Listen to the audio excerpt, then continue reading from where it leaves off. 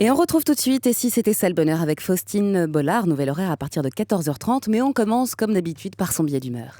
Quand on voit un de nos proches qui prend des risques dans son métier ou dans sa passion, j'ai remarqué que nous nous retrouvions souvent dans une situation compliquée.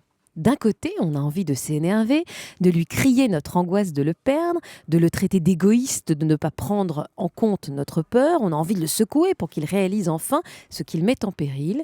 Mais le plus souvent, on se tait. On se tait pour plusieurs raisons. D'abord, mesquinement, parce qu'on se dit peut-être qu'en rendant l'activité interdite, on la rendra encore plus grisante pour celui qui la pratique. On se tait par superstition. Ensuite, on sait qu'évoquer la mort n'a jamais tué qui que ce soit, mais pourquoi prendre le risque d'attirer le mauvais œil sur soi, alors dans le doute ? Enfin, on se tait parce qu'on se pose l'unique question valable finalement. Est-ce vraiment aimer quelqu'un que de lui empêcher de se réaliser ? Même si on est convaincu que c'est pour son bien, alors on ne dit rien.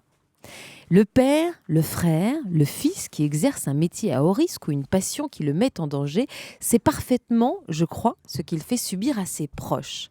Je suis même certaine que le simple fait d'imaginer cette douleur le fait tellement souffrir qu'il préfère faire comme si tout allait bien se passer, toujours.